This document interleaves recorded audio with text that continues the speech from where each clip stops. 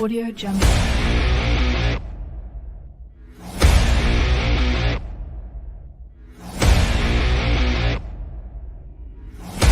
Audio Jungle.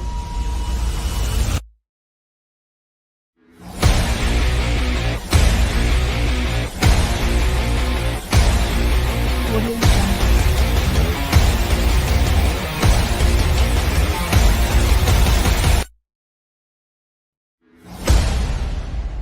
Audio Jungle.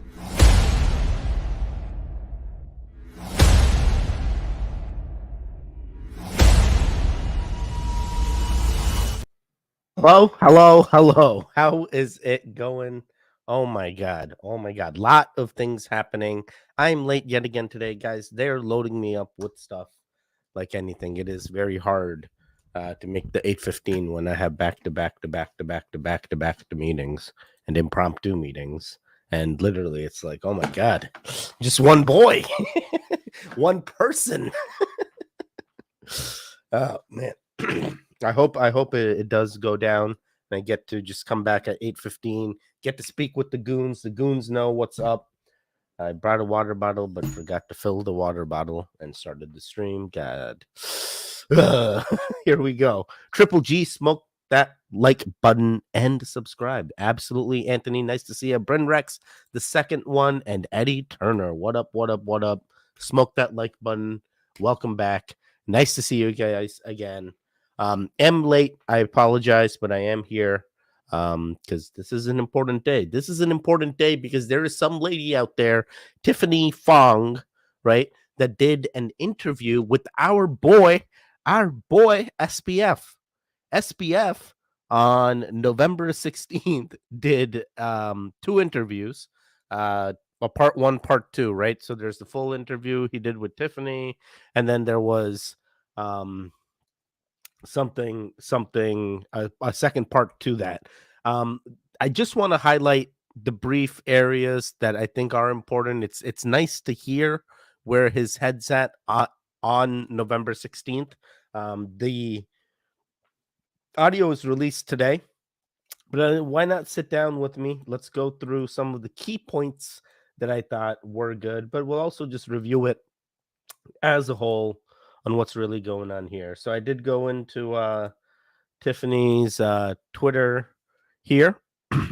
Seems very interesting. Crypto Bitcoin since 2011, FTX and Celsius scoops. So she is the person that SBF decided that, hey, if I'm gonna do an interview with anyone for bankruptcy, this is the person. So don't know too much about her. Seems like an intriguing person, but definitely wasn't too happy with this tweet, but in the end, it doesn't really change anything, right? So if I can be completely honest, I was tipsy during my first SPF interview on 11/16. Lol.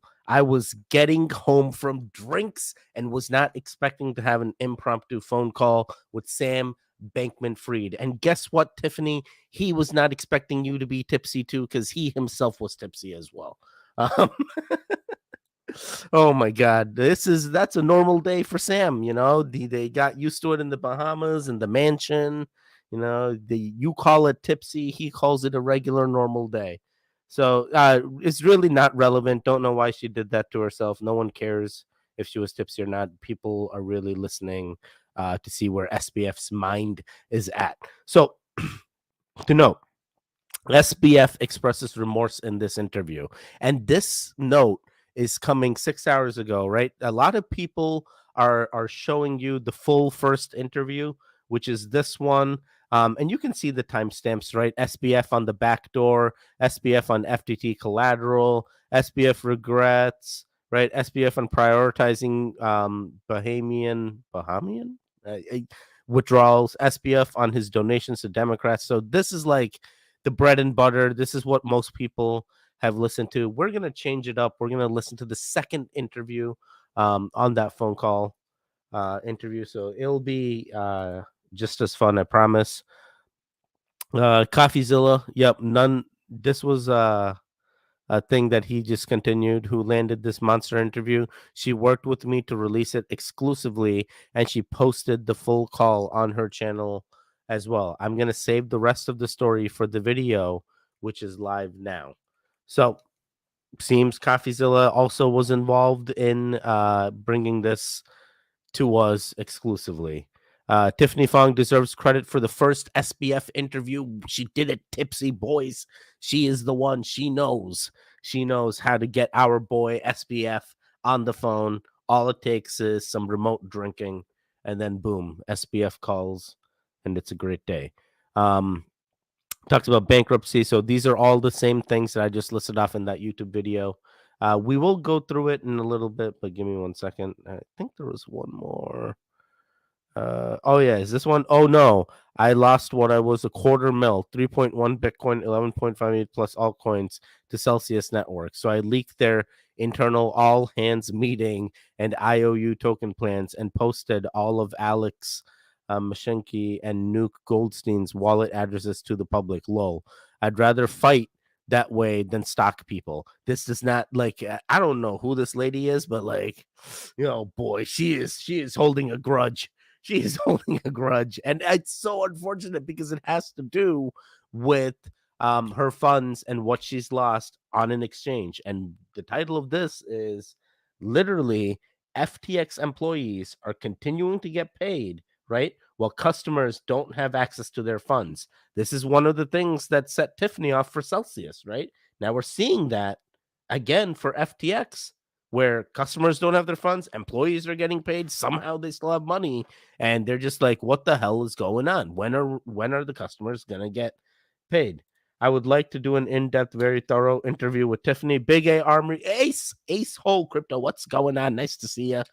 Big A Armory. I'm sure many people are in the same boat, but this is why are grown men begging me to put them in touch with other grown men?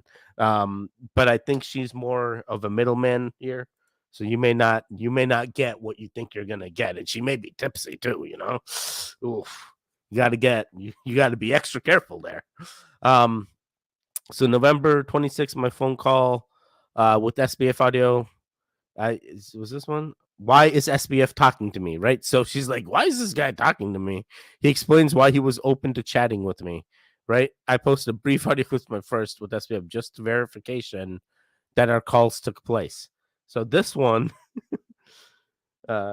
wait, I need to share. All right, we're gonna share my audio.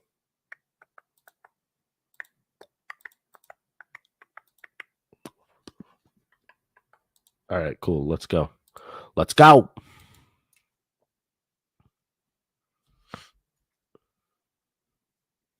Can you hear it? I don't even know why you're talking to me. It's not like I'm some big reporter or something like that. Yeah, I don't know. Like, at the end of the day, I've started to trust my gut a little bit on things like this, and I don't necessarily always have a fully fleshed out. No. This is not the right way. This is not the right approach, Big A Armory.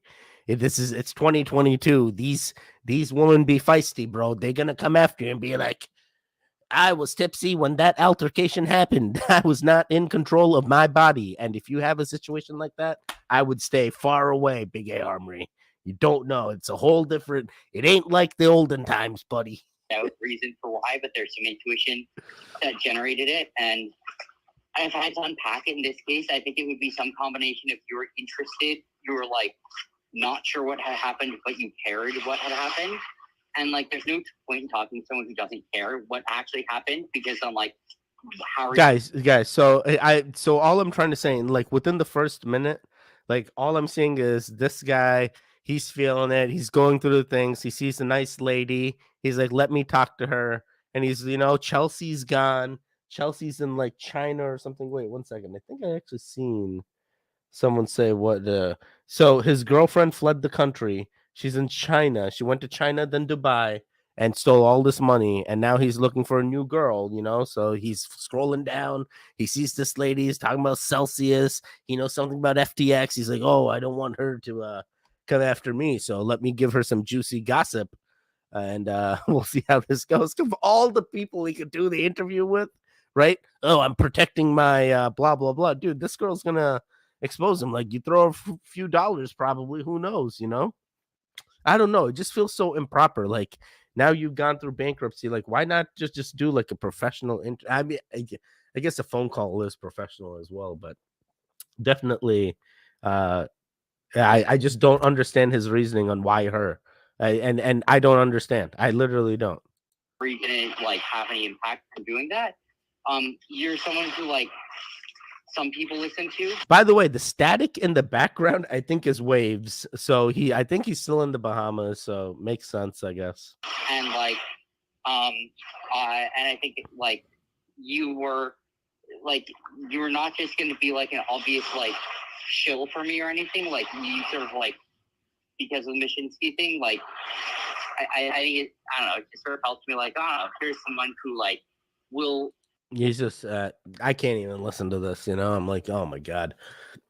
All right, so yeah, that's basically the info on Tiffany Fong here, just giving a brief background on what we're getting into, so you're mentally prepared and what we're about to listen to. Let me share the fun second portion, which appears to be a little bit more fun than the full interview. All right, so most people don't know about the second interview. You only listened to the first one, already reviewed the differences, right? So let's go through this. Let's start with FTX user funds on Alameda. No. SBF addresses the $8 billion hole. So here, we'll start here. And let me know if you can hear it. There seems to be like an $8 billion hole. Is the $8 billion hole where there's just $8 billion of funds completely missing, or was that just I'll be careful and video the entire encounter for defense purposes. Absolutely. A video changes everything. Bringing the camera into the setting changes the whole demeanor, and it's okay in the court system, I hear. SBF needs to go jail. Yes. But at the same time, customer funds need to be released. Employees are getting paid. I don't know how much it costs for FTX to run. I know there's a whole new CEO, blah blah blah, taking over, but at the same time, they need to figure this out. They need to get someone to buy them out, because in the past it was FTX that was the savior. FTX is gonna come in and buy this, buy that. Howie 702, triple G's indeed. We're listening to FTX's second interview of the phone call interview that our gal Tiffany Fong had. She was a little tipsy.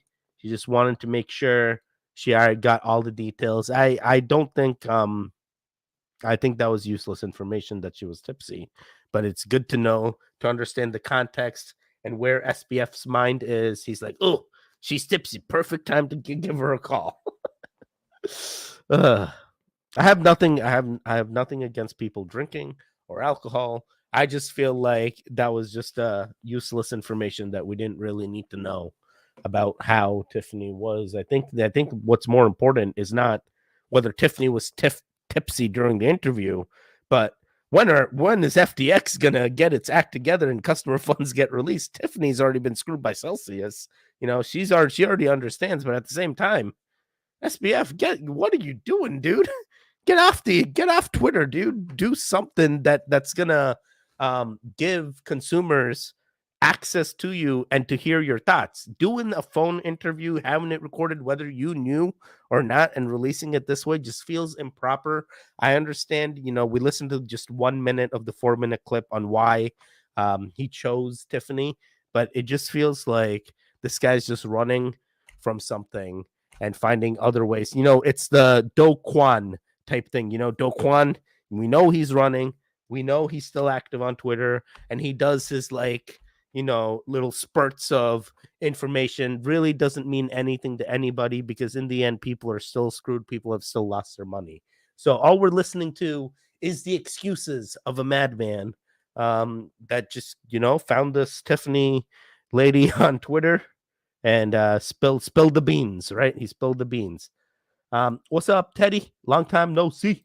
So how are they pumping now? Wait, are they pumping? Is FTX pumping? FTX Lazy Jedi, nice to see you. Teddy, 2022 World Cup USA made round of 16. Oh, dude, let's go. USA. FTT is pumping. So how? I mean, FTT is still running as an exchange. whether it pumps or not is independent of SBF, right? SBF is just did this phone interview just to talk about how this whole bankruptcy situation happened. So yeah, let's Binance is doing shady shit too. Yeah, of course Binance is doing shady shit. As soon as CZ, goes, hey, starts calling people out, and Coinbase, something Armstrong, right? He goes back, Brian Armstrong, I think, for Coinbase CEO. He comes in and he's like, hey, unlike Binance, Coinbase is a public entity. All of our stuff is public and it's on the table, unlike Binance, who's a private organization. So definitely something going on there. Hey, Do Kwon, come to Korea. Prosecutors are waiting. Maybe he's still in Korea, Red Sox. You don't know. Based on some sort of poor investment decision.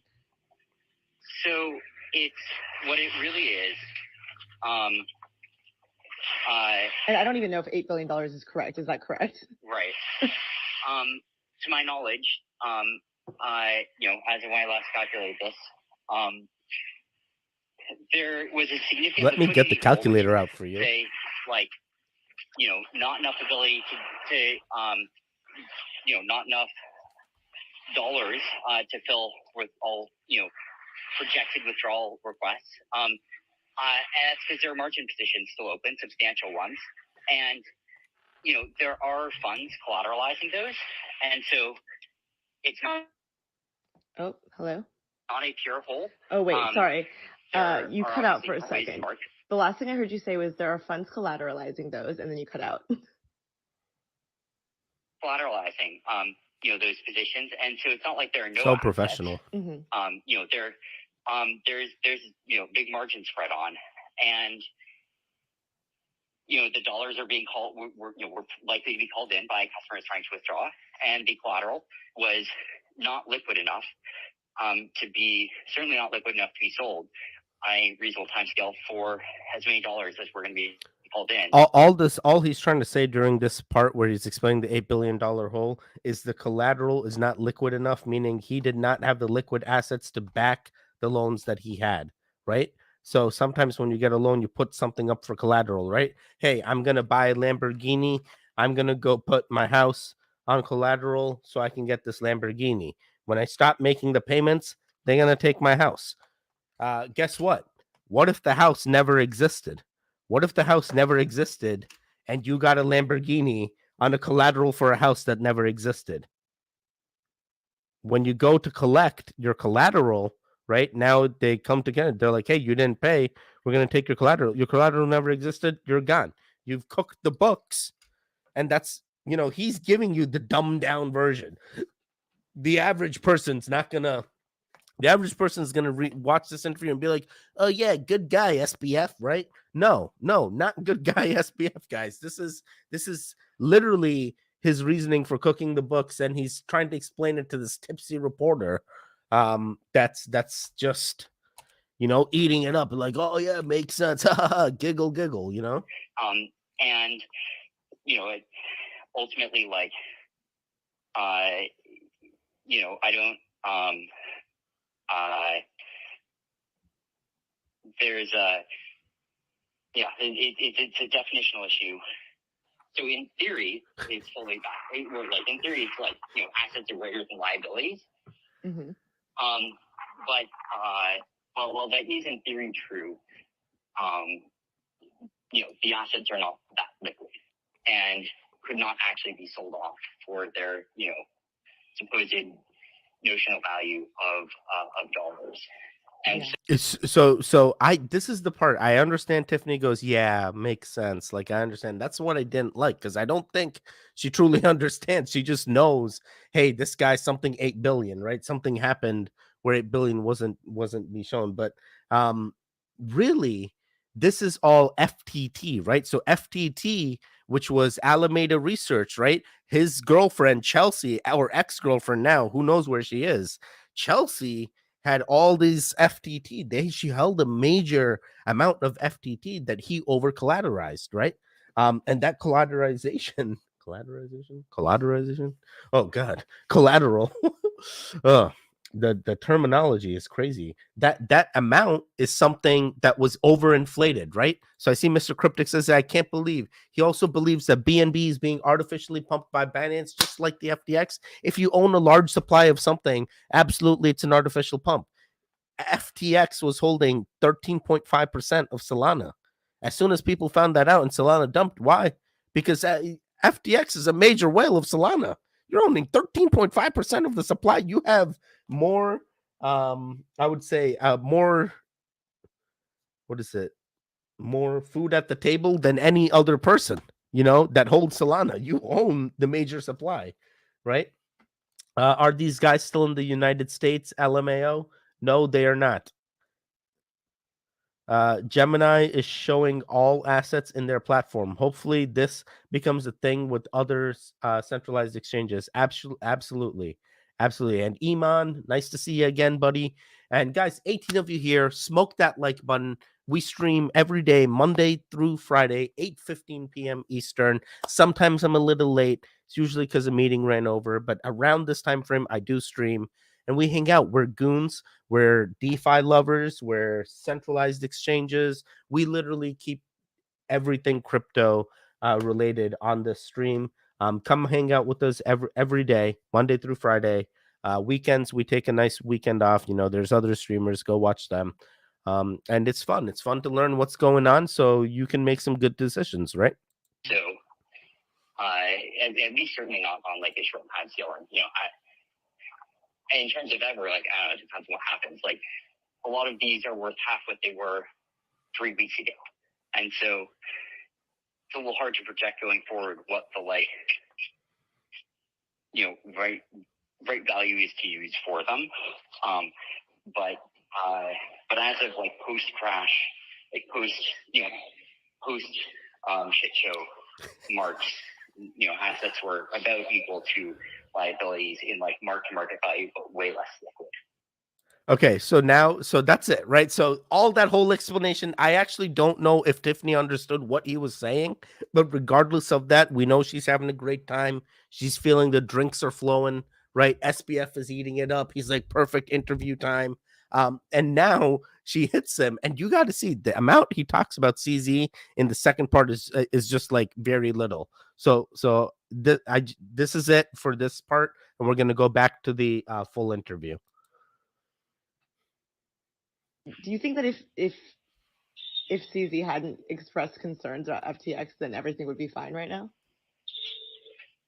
So, I mean, I think that like, and that's a question for you guys too.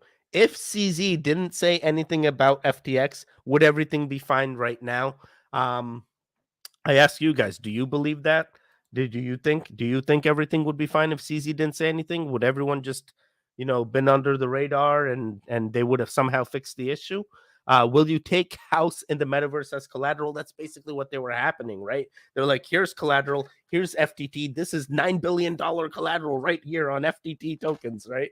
So it's definitely so sad. Definitely so sad. $8 billion hold. That's one expensive hold. Yes. CZ moved $2 billion to a new wallet and claims the auditor made him do it. CZ can do whatever the heck he wants. He has 21. He has the most volume by 15x more volume than the competitor. So there's a major monopoly there.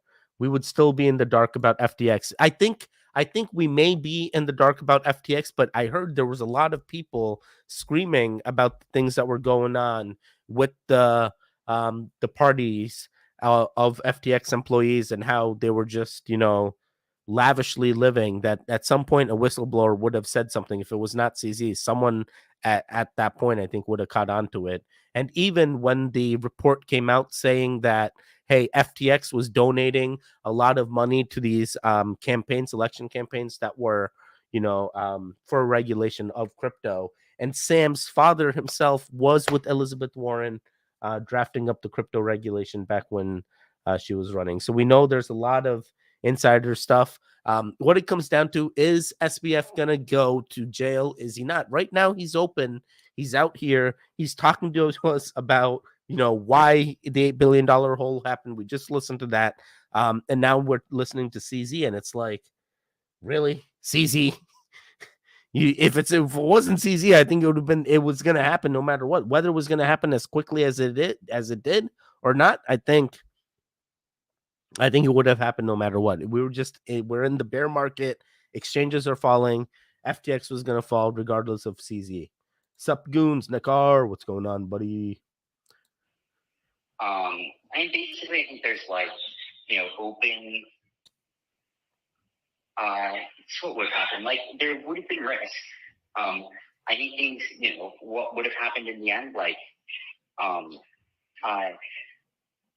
don't know for sure. It's a good question, and I think that like things would certainly be a lot more stable, and there's a lot more ability to generate liquidity, and things would be, but there would still be too much. So if you guys heard it, things would be a lot more stable and we'd have a lot more opportunity to generate liquidity. Completely false thinking. There was nothing there. It was so overinflated. It was never going to happen. He's smoking that hopium. Margin in the system. But yeah, no, it's a good question. And I don't know for sure. I think like kind of 50-50. All right, and that's literally it. The rest of it was remorse, discussions of the future, nothing really of substance there. And I think Tiffany talked here. Let's see what she says. I have posted other portions of our phone calls, but I will always keep private the portions that were told to me in confidence off the record. So I will leave you with that, and I hope to talk to you very soon. I will leave my contact information in the description box down below. Bye.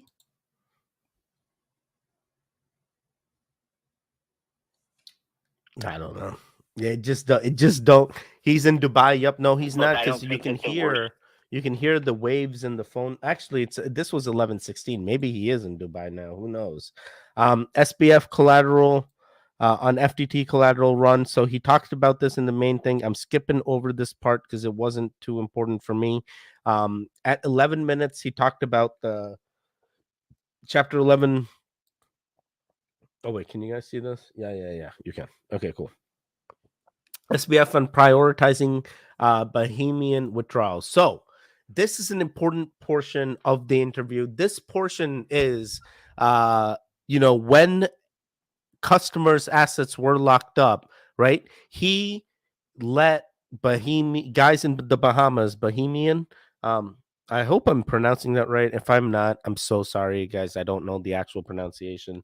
But the guys in the Bahamas, he opened up withdrawals, and this is where the people claim that he took out money of his own so he could continue doing what he does. And he explains the situation, and I thought it was like, this is an area probably that he's concerned about, that they may get him, because while other people were locked up, he withdrew cash from FTX, right? He's in the hot tub with Tiffany. That's exactly what I feel. The things that were kept off the record, when she's feeling it, she's got, SBF calling her big boy, $8 billion man, calling you, you're going to say some private things. I wonder what was said. I wonder when the meetup is, right? No, I'm just kidding. You never know. You never know. Maybe there is legitimacy there and she's not going to meet up. Who knows? Withdrawals were opened first to citizens of Antigua or Bahamas. Yes. Bahamas. Yes. And then the regulators or securities said that was not approved. Yeah, I think I might have said I think the right decision. Wait, sorry. It was all right. So I ran it. I gave them a heads up, a 1 day heads up that we were going to do it. They didn't say yes or no. They didn't respond, and then we did it. So right there, he has that slip up, right? He's like, "Oh, it's not the right decision. I shouldn't have done it." And when she's like, "Wait, what?" He's like, "Oh, no, like basically, I let the government know that I was gonna open up withdrawals for the people of in the Bahamas, which is including himself, right? He can withdraw, and while every other state, every other person was still unable to withdraw. So him and Chelsea get to withdraw their funds while everyone else is locked up. The reason I did it was it was critical to the exchange being able to have a future, because that's where I am right now. And you do not want to be in the country with a lot of angry people in it. and you do not want your company to be incorporated in a country with a lot of angry people in it. And so it was, realistically speaking, it's shitty. But like, yeah, the pathway forward for FTX involved Bahamians not being pissed at it. Because I guess it could have been looked at as like insider withdrawal sort of thing. Oh, it wasn't insider withdrawals. No, this was trying to create a regulatory pathway forward for the exchange. Just to like kind of appease the citizens of the country that you're currently in, basically. And that the company was about to be assigned a provisional liquidator. And So there you go. There you go. She flat out calls him out. He's, oh, no, it wasn't insider. No. I didn't need that cash. That cash was for the exchange to continue. Well, did that money really go back to the exchange, or did it go into SBF's pocket so he can continue doing these fun phone interviews with tipsy women? Wait, donations on Democrats. Basically, this is also important. We should listen to it. And then the laundering of the Ukraine funds is really the one I want to listen to next. Oh yeah, and the hack, that was also good too. Supreme Court case of the decade, and the thing everyone talks about when they. No, I'm sorry, I talked over this. I'm just gonna fast rewind. I donated to both parties. I donated about the same amount to both parties this year. That was not generally known because despite Citizens United being literally the highest profile Supreme Court case of the decade and the thing everyone talks about when they talk about campaign finance, for some reason, in practice, no one can possibly fathom the idea that someone in practice actually gave dark. So, I don't know, all my Republican donations were dark. People won't see them. And the reason was not for regulatory reasons. It's because reporters freak the fuck out if you donate to a Republican. They're all super liberal and didn't want to have that fight. So I just made all the Republicans. Guys, and remember, this guy, 30-year-old billionaire, running our exchanges, donating to both sides of the party, playing both fields, right? Of course, people aren't upset. I don't know why people are upset. You can't. What? I have to choose one side? Republican one's dark. But second or third biggest Republican donor this year as well. But also, it's all for the primaries. They didn't give anything in general elections. They don't give a shit about general elections. It's not what matters. Like, it's the primaries where you have good candidates against bad candidates. The Ukraine one, I wish I could have pulled that off. I wish. I didn't fully understand the goal of it. I was helping Ukraine launder funds for the Democratic Party. I don't know why Ukraine's laundering funds for the Democratic Party. I don't know why they would. I don't know how they would. I don't know which funds they're laundering. I couldn't even tell what direction it was in. But I wish I was part of an international conspiracy that interesting. I feel like when she giggles, like during this thing, I'm just like, dude, do you not understand like the depths of this situation? Like, do you understand like how much shit this guy's in?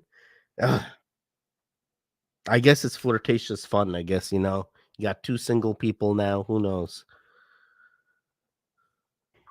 I don't know exactly who, because they shut off all access to the systems when it's halfway through exploring it. I've narrowed it down to like 8 people. I don't know which one it was, but I have a pretty decent sense. I think it is, again, either it was an ex-employee or someone installed malware on an ex-employee's computer.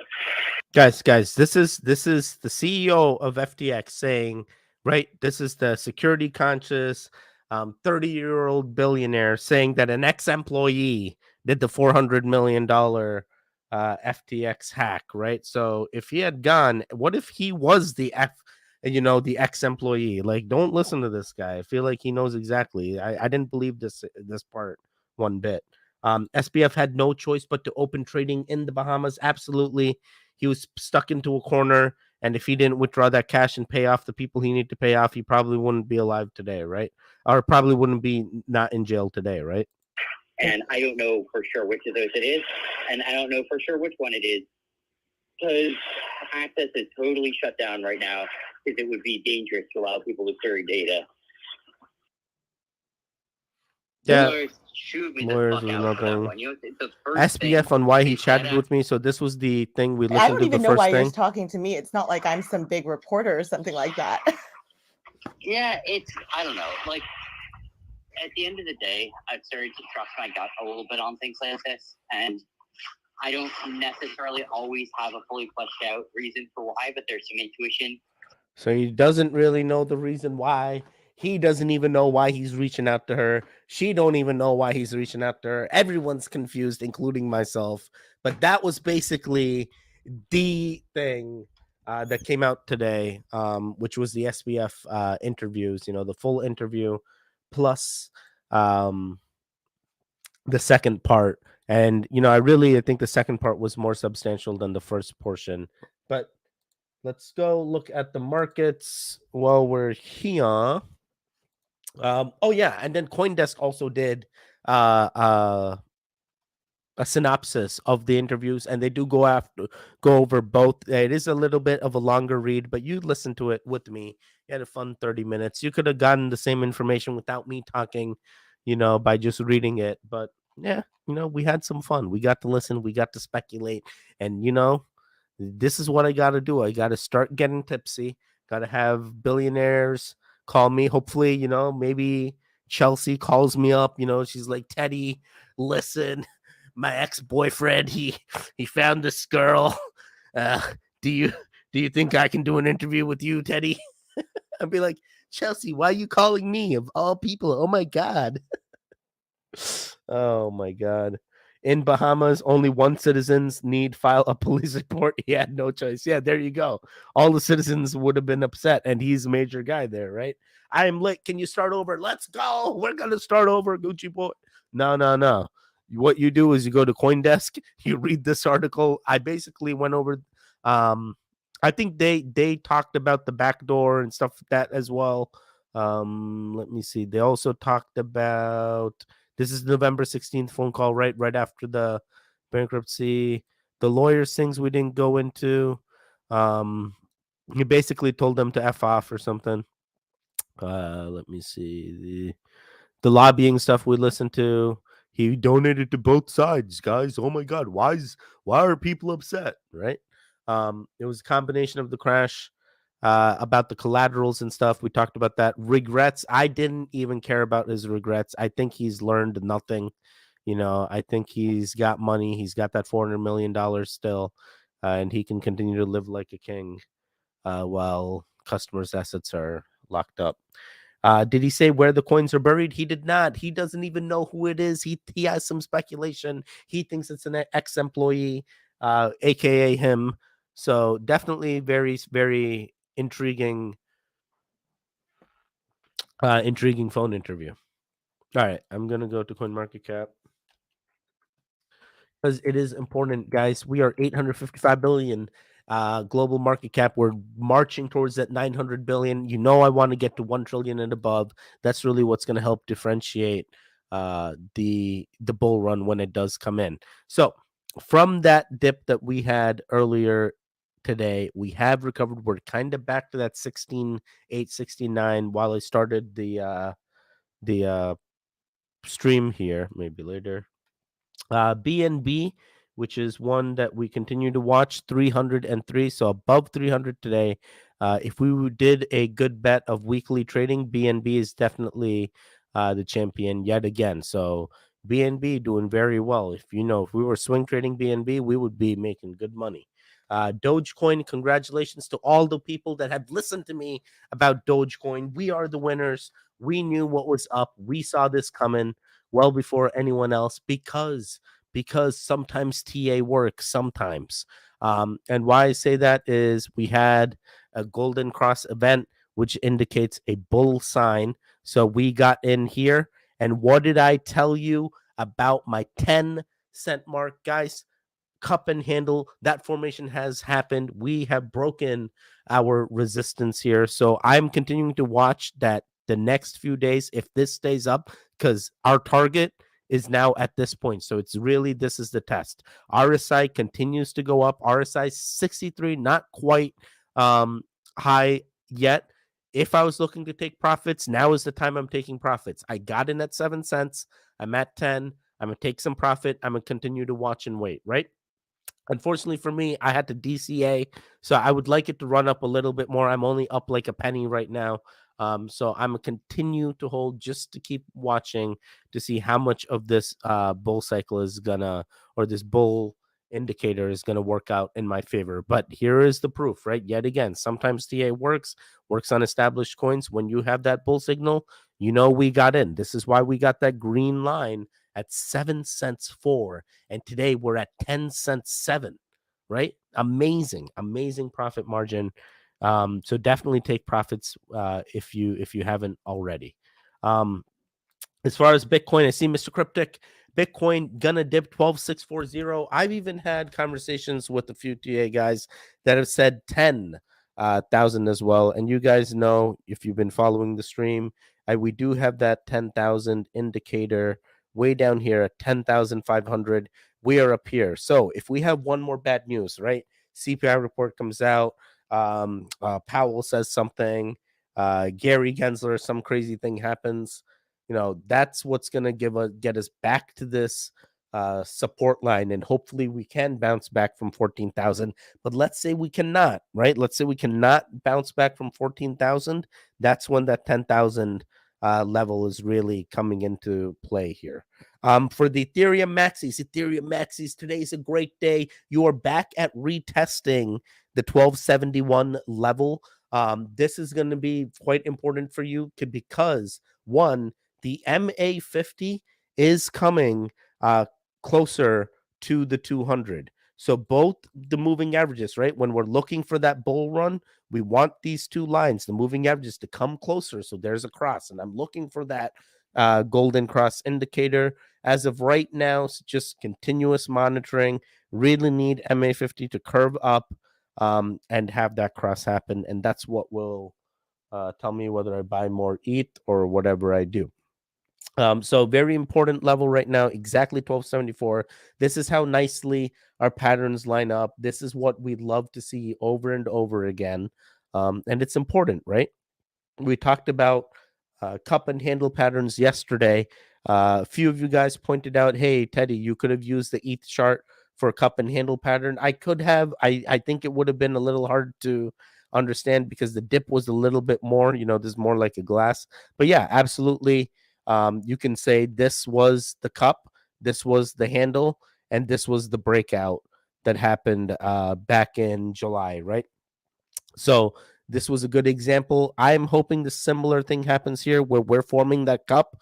This will be our breakout, and then we go back back to that bull run that we did have. But as you guys know, that's all dependent on our global market cap. So continuing to monitor, very happy with where we are right now currently. If I was looking for exit areas, these are the levels that I would be taking profits on. And then for those of you guys, yesterday, I have messages. Congratulations. I think it was Puff the Magic Dragon for the guys that listened to some DGen plays yesterday. I heard that one has been a hit. Congratulations to everyone that was on that play. I will show that here. 1 second here. No, I get so many plays shilled to me, guys. Oh, FTX. 1 second. Copy. Is this it? Here we go. All right, so they're at 80K market cap. So when we talked about them yesterday, right, we were at six or 7 zeros, guys, and now you're at 5 zeros. So congratulations to you guys. Great to see. Sometimes these plays work out. Definitely take profits. This is a 300% increase. I'm happy where I am. I don't know where this is going to run to. I'm not going to sit around and continue to wait. Sometimes, you go in and out.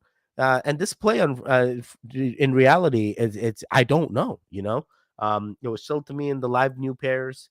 That's where you find most of these plays, and it looked like a good one, so that's what we did. And dragon ones have been going off like crazy, right? There's so many dragon ones coming out, so definitely dragon degens. Another degen one. Oh my god, fury, freedom. So yeah, I'm glad to hear that you guys lucked out on that. Well, the other one, there was one more, which was ETH 3.0. We did talk about Meta. Unfortunately, there was a small retracement back in Meta, but it's only day 2. We're gonna see the catalysts as they come in and see what happens to ETH 3.0. But very, very intriguing plays yesterday we got into. I'm trying to think what else. And we think we talked Foundation. Foundation is on a dip. Foundation. This one. Is it on a dip? Is it up right now? Watch, it's gonna be up right now. No, we're straight sideways. We're 0%. So this is a play that most of the goons I think got into. RSI real low right now. We're gonna continue to look at it. FoundationToken.io. These guys came out almost 3-4 weeks ago talking about a mixer. A mixer is a way to privatize your transactions. You deposit your ETH into the mixer. The mixer gives you a note. You use the note to withdraw the ETH to any wallet you want. Therefore, by mixing your transactions, so it's harder for people to follow where that Ethereum is going to. And as you guys know, Tornado Cash is one of the mixers in our DeFi space that was recently taken down by the United States. And due to that reason, these guys believe that mixers are still a relevant technology and still needed in the space, and centralized exchanges are doing it openly with the cover of being a centralized exchange, and they don't see the difference between a centralized exchange's hot wallet versus a mixer's hot wallet. The idea of getting a note for a deposit that you're entitled to is something Foundation's devs have been preaching. So continue to watch this. Most of us in this are pretty much, I think, where we got in. So when those catalysts come in, they said sometime in December, they're going to have the mixer out. They also talked about a proof of memes bridge. So this is one I'm holding on to. The other one was Plato Republic, I think. 4 months ago. Let's see, Republic. Ugh. So sorry, guys. There's been so many plays, it's so hard to keep up sometimes. I think this one here, 12 days ago. So Plato Republic, you're up 20% today. It did have a steep decline from launch price. I'm not sure if this is the floor or if it's going to continue to go. When talking market cap, 21K market cap, not too bad. And LP of 15K. So continuing to watch this. I myself probably will find my exit point at some point, but it hasn't been a good play, right? We went down quite some time, caught ourselves here on the 24th, and continued to see. Let me see what's going on here. If it can't hold 12, it's 8. Now, if it can't hold 12, it's 10, bro. How's the dog Solana looking? How's Solana looking? Oh, God. Let's see. I think I have Solana also. Solana? Yeah, I got levels on Solana. Boy, Solana. So 1140, right? I called this support level. Y'all thought I was crazy. I said, nah, 1140. Bounced back very nicely. Glad to see that. So why 1140? This was back then, right before it went up like real steep and consolidated. I considered this the support level at 1140. So I do have other things. Solana to $4. If FTX really holds 13.5% of Solana, $4 was achievable. In my opinion, it is also another steep incline up that happened very quickly, right? So I did put right before that happened was right around that $4 mark, and the low of that time was $1. So hopefully we don't get to go to $1, and Solana continues to consolidate on this $13 mark. What it'll come down to now is the usage of the Solana blockchain and whether mass adoption will happen, even though FTX doesn't have full support. Damn, wish I got in on that one. Come on, guys. Why are we looking at DGen plays if we ain't getting in? Want some Met Teddy DH sent some to test the network. Yeah, dude, give me some, Mark Nobi. Dang. Find me on Telegram and send me some. I'll take it. Pulse Trump rewards in Volt Inu, pretty cool. Oh yeah, Pulse Trump. I've seen that. Marshall Lynch, nice to see you. Welcome back. Pulse Chain Jack Clap. I heard about Pulse Trump from a couple of hexagons. I also have, I think it does, the Doge or Pulse Trump and Volt Inu. Right. I think they're going to pump it like they did with Pulse Dogecoin. Okay, yeah, makes sense. Makes sense. What's going on, Jack? Tornado Cash was refusing to pay fines. That's what did him in. Tornado Cash fines. The thing was, it's an open source. It's an open source code, right? And the fines that he was given. Oh man, I must have the Pulse Trump squad up in here, dude. That is crazy. The Tornado Cash was given fines. The guy was an outsider.